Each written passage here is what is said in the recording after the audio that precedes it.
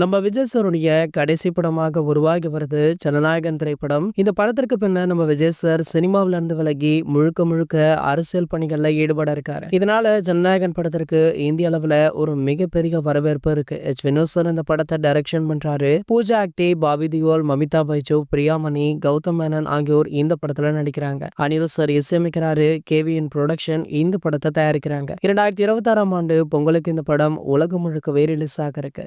ஜனநாயகன் படத்துடைய இறுதிக்கட்ட படப்பிடிப்பு நடைபெற்று வருது. சமீபத்துல படப்பிடிப்பிற்காக விஜய் சார் கொடைக்கானல் சென்று திரும்பினாரு. இதனிடையில ஜனநாயகன் படத்துடைய படப்பிடிப்பு காட்சி ஒன்று சோசியல் மீடியாக்கள்ல லீக் ஆச்சு. அந்த புகைப்படத்தை பார்த்த ரசிகர்கள் ஒரு பக்கம் அப்செட் ஆனாலுமே அவங்களுக்கு நல்ல விஷயம் ஒன்று இருக்கு. அதுல போலீஸ் உடை அணிந்து தளபதி விஜய் அவர்கள் இருக்காரு. விஜய் சாருடைய கெரியர்ல இதுவரைக்கும் அவர் போலீஸாக நடித்த அனைத்து படங்களுமே செம்ம ஹிட் அடிச்சிருக்கு. அப்படின்றதுனால கண்டிப்பாக இந்த படமுமே ஒரு மிகப்பெரிய வெற்றி பெறும் அப்படின்ற தகவல் கிடைச்சிருக்கு.